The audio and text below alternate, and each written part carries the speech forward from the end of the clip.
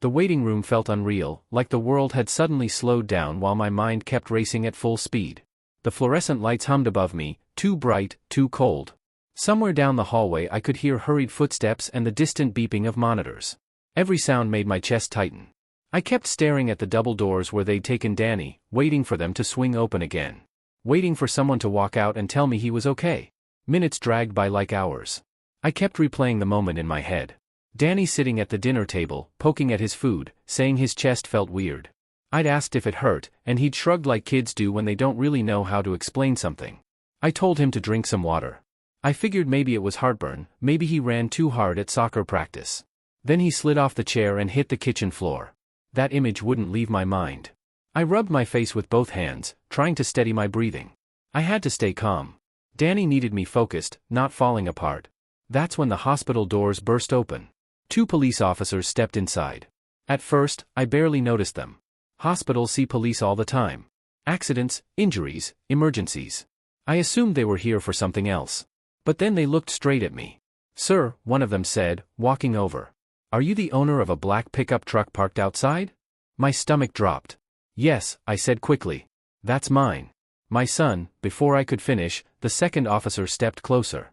"We received a report that the vehicle was stolen." For a moment, the words didn't even register. "Stolen?" I repeated. "What are you talking about?" The officer's expression stayed firm, professional. "The report was filed about 10 minutes ago." 10 minutes. My brain scrambled to make sense of it. 10 minutes ago I had been flying down the highway with Danny barely breathing in the back seat. 10 minutes ago I was trying to save my kid's life. "That's impossible," I said, shaking my head. "It's my truck. The registration is in the glove box. I drove here because my son collapsed." The officers exchanged a quick glance. "Who reported the vehicle stolen?" I asked. The first officer checked something on the small tablet in his hand. Then he looked up. "Your wife." The room seemed to tilt. "My wife?" I said slowly. "Yes, sir. Carla Calloway." For a second I thought there had to be some kind of mistake. Maybe someone hacked her phone. Maybe she'd hit the wrong number. Maybe she was trying to report something else and it got twisted around. None of it made sense. "She must be confused," I said quickly. "Look, my son is in there fighting for his life right now. I don't have time for this." I gestured toward the emergency doors. "Please, just check whatever you need to check. The truck is mine." One of the officers nodded, but the other spoke again. "Sir, we also received additional information from the caller." Something in his tone made my chest tighten. "What information?" He hesitated for a moment before answering. "She stated that her husband took the vehicle without permission and may be attempting to flee with her child." The words slammed into me like a punch. I just stared at him. "Flee?" I said quietly. "You think I kidnapped my own son?" "We're only responding to the report we received," the officer replied. My hands started shaking again, this time with anger instead of fear. "My kid collapsed on the kitchen floor," I said, my voice rising. "I picked him up and drove him here because I was trying to keep him alive." The officer held up a hand calmly. "Sir, I understand you're under stress. But until we sort this out, we need you to remain here." Remain here. While Danny was behind those doors. While doctors were trying to save him.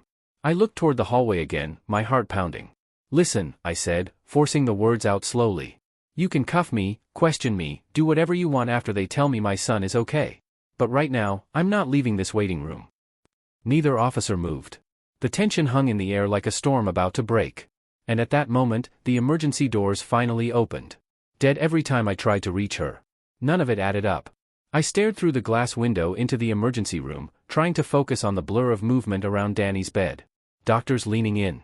Nurses moving quickly. Machines flashing numbers I couldn't read from where I stood. Every few seconds I expected someone to walk out and say something. Anything. But the doors stayed closed. Behind me, the officers stepped away to talk quietly near the entrance. I could hear bits of their conversation but not enough to follow it. My mind wasn't really listening anyway. It kept circling back to the same question. Why would Carla report the truck stolen? It wasn't just a random mistake. She gave them details. The make, the model, the license plate. They showed up here looking for me like I'd done something wrong. I checked my phone again. Still nothing from her. No missed calls. No texts.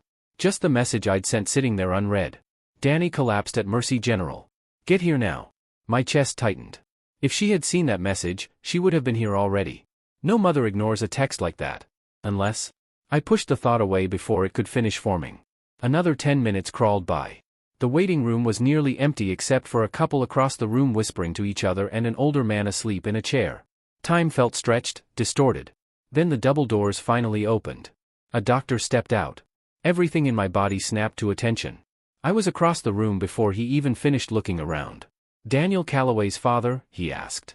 "That's me," I said immediately. "How is he?" The doctor looked exhausted, his mask hanging loosely around his neck. "We were able to stabilize him," he said. For a moment I couldn't breathe. Stabilized. The word echoed in my head like a lifeline. "He's alive?" I asked. "Yes," the doctor confirmed. "But he went into cardiac arrest shortly after arriving. We had to resuscitate him." My knees nearly gave out. I grabbed the back of a chair to steady myself. "What caused it?" I asked. "We're still running tests," he said. "There could be an underlying heart condition that hasn't been diagnosed yet. Right now our priority is keeping him stable." "Can I see him?" "Not just yet," the doctor replied gently. "He's in the pediatric ICU. We need a little more time." I nodded, even though every instinct in my body wanted to push past those doors. "Thank you," I said quietly. The doctor gave a small nod before heading back inside. For the first time since Danny collapsed, I allowed myself to breathe. He was still here. Still fighting. But the relief barely had time to settle before one of the officers approached again. "Mr. Calloway," he said carefully, "we've spoken with dispatch again." I looked up at him. "And?" He shifted his weight slightly. "Your wife has filed a second report." A chill ran down my spine. "What report?" The officer glanced at the other cop standing near the door before answering. "She's now claiming you took your son without permission and that you may be attempting to disappear with him." For a few seconds I just stared at him. Not angry. Not confused. Just stunned. My son had almost died 20 minutes ago. And somewhere across town, my wife was telling the police that I'd kidnapped him. The officer continued speaking, but his voice sounded distant. "Because of the nature of the report, we may need to keep you here while we verify the situation."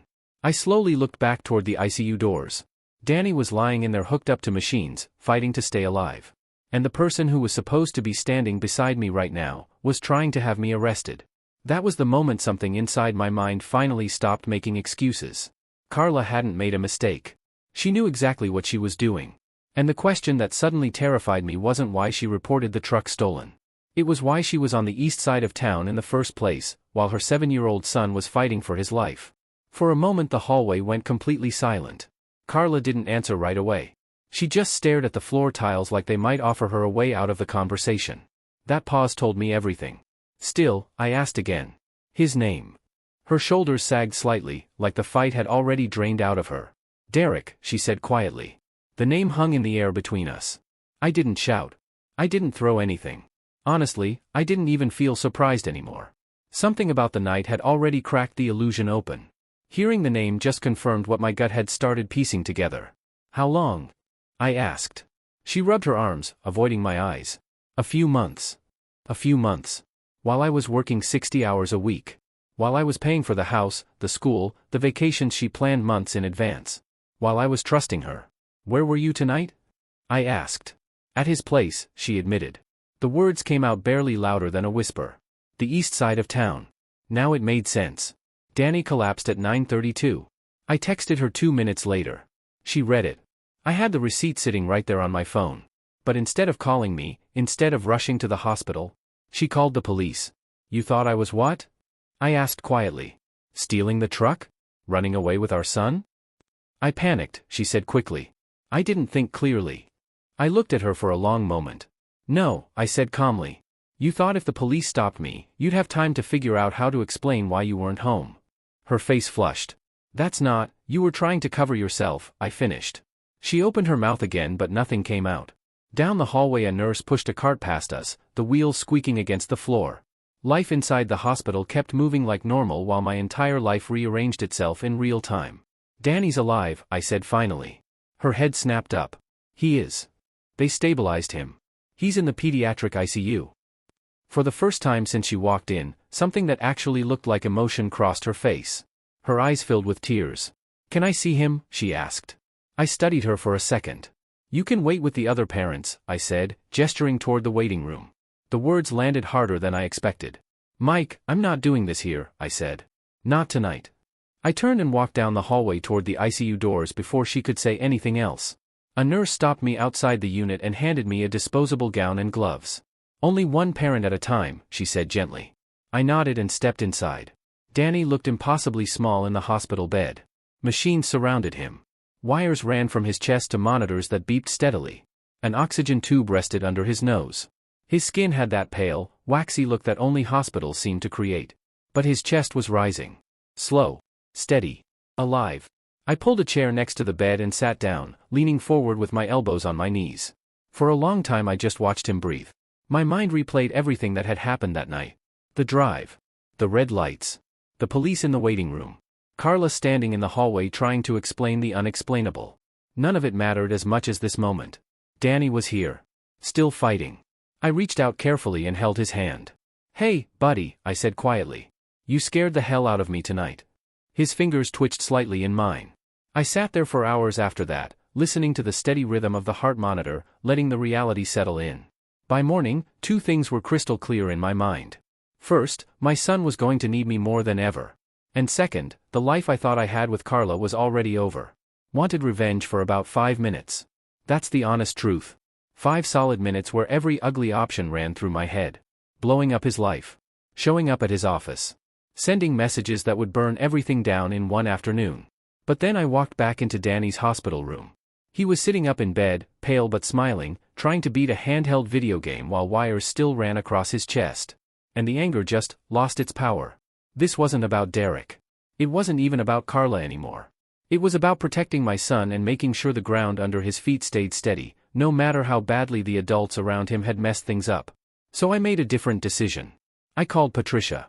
"I have information about the guy," I told her. "He's married. 2 kids. She was quiet for a second. "And what would you like to do with that information?" she asked. "Nothing," I said. "At least not right now." Another pause. "That's probably wise," she replied. "Family court judges don't reward revenge. They reward stability." "Good," I said. "Because stability is exactly what Danny's going to get." Over the next few days, Patricia and her team started assembling everything. Phone records. Police reports. The 911 recording from the night Carla reported the truck stolen. That recording was something else. Patricia played it for me in her office. Carla's voice sounded controlled. Calm. Almost rehearsed. She told the dispatcher that her husband had taken the truck without permission and left with their son. She said she didn't know where I was going. No mention of Danny collapsing. No mention of the text I'd sent her 2 minutes after it happened. No mention that she already knew exactly where I was headed. Patricia stopped the recording halfway through. "Judges don't like lies," she said quietly. I nodded. Neither did I. Meanwhile, Danny slowly started getting stronger. The cardiology team confirmed what the ER doctor had suspected. A congenital heart rhythm disorder that had never shown symptoms until that night. They scheduled a corrective procedure and explained the long-term treatment plan. It was overwhelming information, but I absorbed every word. Medication schedules. Follow-up appointments. Activity restrictions. If my son needed something, I was going to know it inside and out. Carla came to the hospital every day too. But something had shifted between us. Conversation stayed short and practical. We talked about Danny's care, the doctors, the discharge timeline. Nothing else. The marriage itself had already become something neither of us pretended still existed. One evening, about a week after Danny was admitted, Carla tried to start a different kind of conversation. We were standing in the hallway outside his room. "Mike," she said quietly, "we need to talk about us." I looked through the glass at Danny, who was laughing with a nurse while she adjusted one of the monitors. "There is no us anymore," I said calmly. Her eyes filled with tears. "I made a mistake." "No," I replied. "You made a series of decisions." She flinched at that. "I never wanted Danny to get hurt in all this," she said. I turned to face her. "You called the police while I was driving him to the hospital," I said. She looked down again. I panicked. "You lied," I said. The hallway went quiet. "I'm filing for divorce," I continued. "You'll be served in the next few days." Her head snapped up. "Mike, and for Danny's sake, I hope you start thinking very carefully about the choices you make next." I wasn't threatening her. I was stating a fact. Because the timeline we had built, the phone records, the police report, the 911 call, all of it told a story. And that story was going to matter a lot when a judge decided what Danny's future looked like. Carla stared at me for a long moment like she was seeing a different person standing there. Maybe she was. Because the man who had walked into that hospital 2 weeks earlier would have done almost anything to keep the peace in his marriage. The man standing there now had exactly one priority: making sure his son never had to wonder which parent was actually going to show up when it mattered most. Kids have a way of asking the question adults spend weeks avoiding. I knelt down so we were eye level. Danny still looked smaller than usual, thinner after almost 2 weeks in the hospital. The oversized hoodie he was wearing hung off his shoulders, and the medication schedule sitting on our kitchen counter was already longer than anything a 7-year-old should have to think about. But his eyes were steady. He deserved the truth. "Yeah, buddy," I said gently. "Mom and I are going to live in different houses for a while." He looked down at the floor for a second, processing it the way kids do, quietly sorting through 1,000 emotions they don't always have words for. "Did I do something wrong?" he asked. That question hit harder than anything else that had happened in the past 2 weeks. I put both hands on his shoulders. "No," I said immediately. "Not even a little bit. None of this has anything to do with you." He nodded slowly, still thinking. "Are you mad at Mom?" he asked. I paused before answering. There are a lot of things you can say in moments like that. A lot of anger you can unload.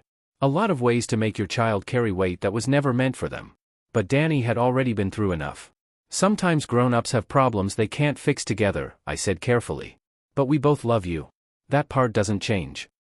He studied my face for a second, like he was checking to see if I meant it. Then he gave a small nod. "Okay. Just like that. Kids don't need perfect explanations.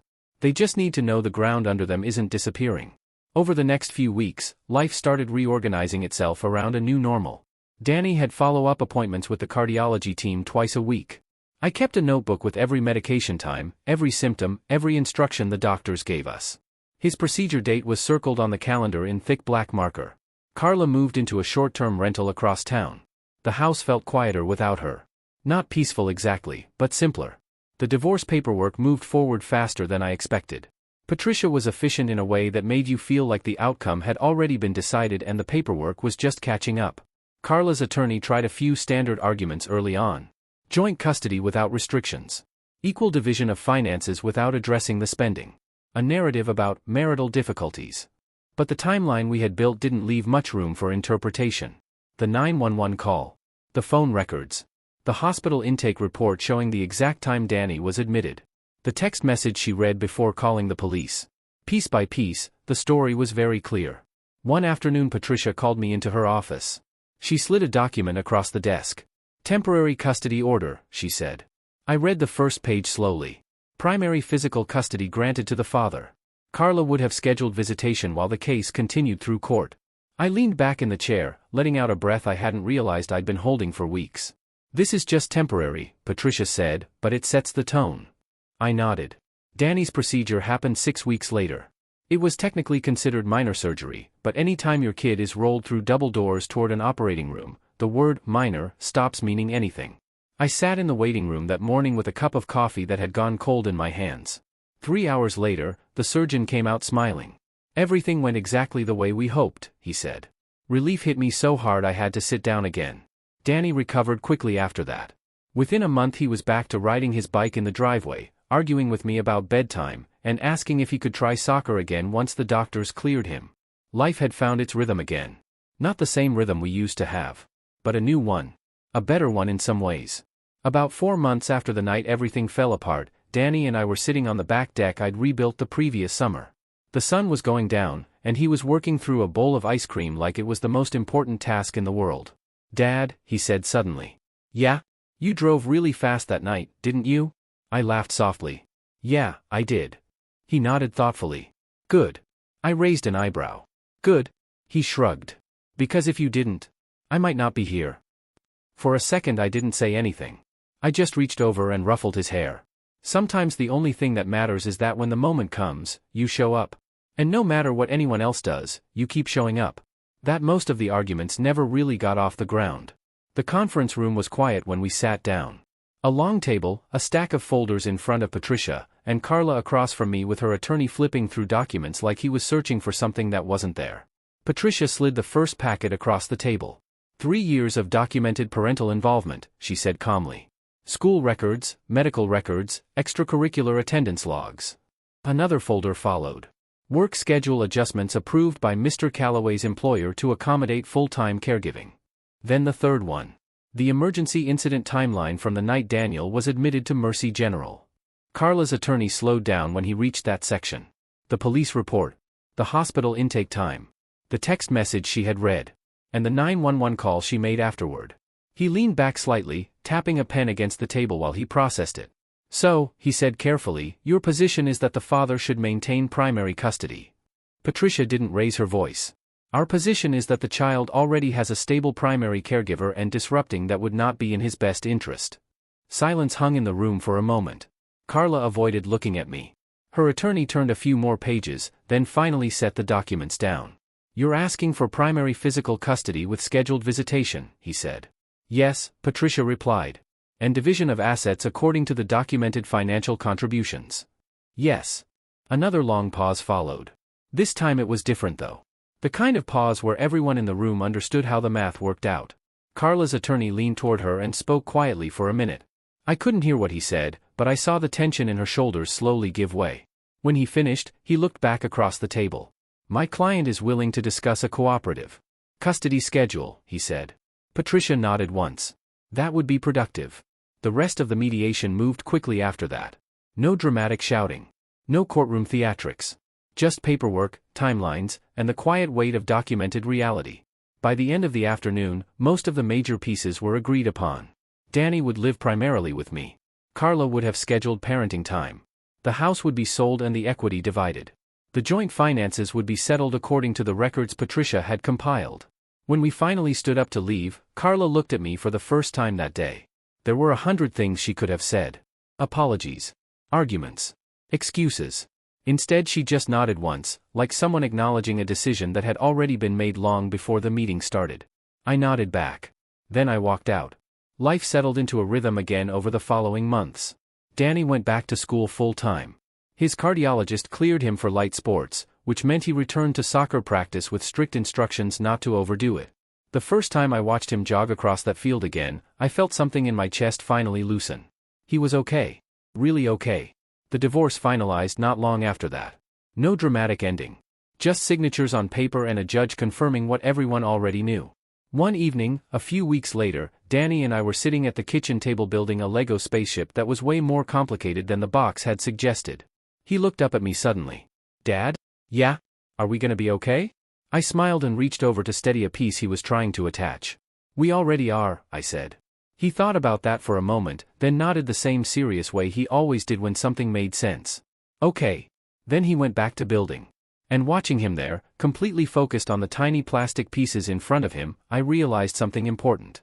The worst night of my life had also shown me exactly what mattered. Not the house. Not the job.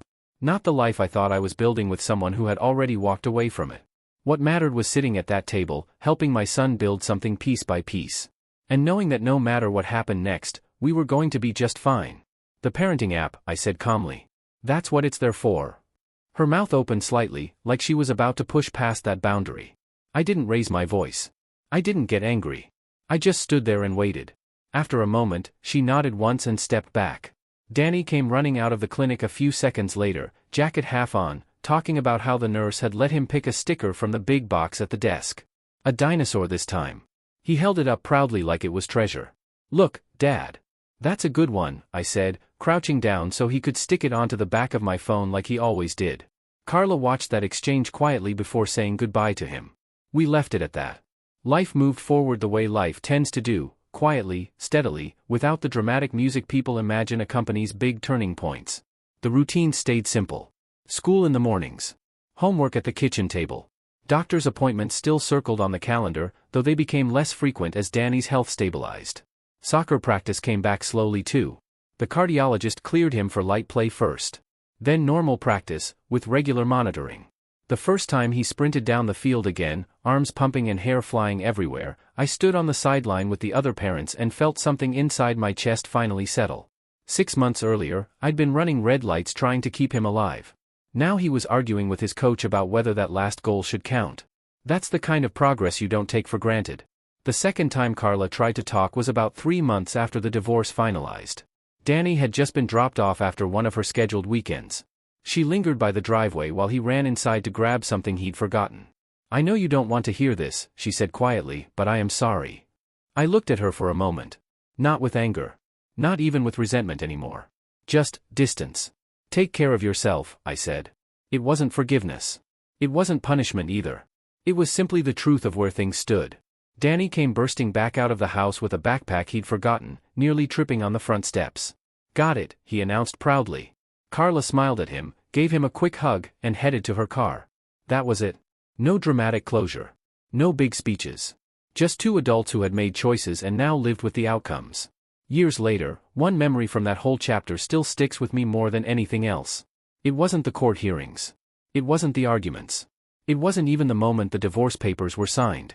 It was a random Tuesday evening about a year after everything happened. Danny and I were sitting on the back porch after dinner. The same deck I'd repaired years earlier. The same backyard he'd played in since he learned to walk. He was finishing homework while I was pretending to read emails from work. Dad, he said. Yeah? Remember when you drove really fast to the hospital? I smiled a little. I remember. He looked out at the yard for a moment. I'm glad you did. There wasn't anything else to add after that. Sometimes the biggest victories in life don't look like revenge or dramatic justice. Sometimes they look like a quiet evening on the porch, knowing the person who needed you most made it through. And knowing that when the worst moment came, you didn't hesitate. You showed up. She'd left the voicemail late at night. I listened to it once while sitting in the truck after putting Danny to bed. Her voice sounded tired in a way that had nothing to do with sleep. The kind of exhaustion that comes from realizing the choices you made can't be undone. She apologized. More than once. She said she understood now how badly she'd handled everything. That she'd never meant for things to go as far as they had. I let the message finish. Then I put the phone down. Not because I hated her. That feeling had burned out months earlier. But because I genuinely had nothing left to say that would help either of us. Some chapters close quietly. Not with anger, not with forgiveness speeches. Just silence. And I had already moved forward. A year after the night at Mercy General, life had settled into something steady. Danny's procedure had gone well. His cardiologist said the long-term outlook was excellent as long as we kept up with medication and regular monitoring. He was back on the soccer field, back at school, back to being the loudest kid in the house when he lost a video game. His therapist had moved him from weekly sessions to monthly check-ins. She told me that was usually a sign a child had found his footing again. That meant more to me than any court victory ever could. Work had shifted too. I finished the certification I'd been putting off for years, which opened the door to a promotion. Ironically, I ended up making more. While spending fewer hours on job sites. Most of my work moved into project management and planning. It gave me something I hadn't had in a long time. Time. Time to be home for dinner. Time to help with homework. Time to sit on the couch and watch terrible cartoons with Danny while pretending not to laugh. I started running again too. 5 mornings a week before the sun came up. At first it was just a way to clear my head. Eventually it became something I looked forward to. Somewhere along the way I realized I felt lighter than I had in years. Not just physically. Mentally.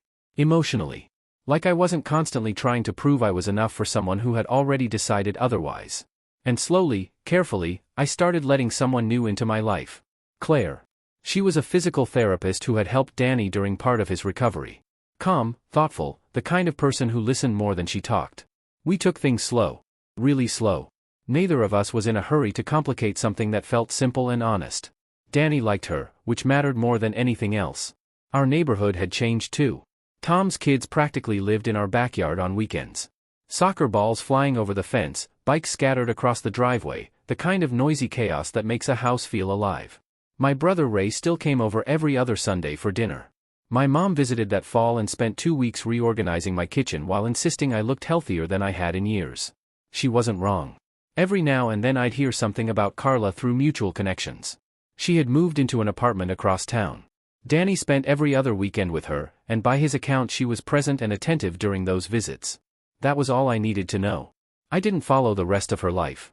I didn't need to. People make choices, and those choices build the roads they walk afterward. One evening, about 14 months after everything happened, Danny and I were sitting on the back deck after dinner. He had become obsessed with solving a Rubik's Cube and was twisting the thing like it held the secrets of the universe.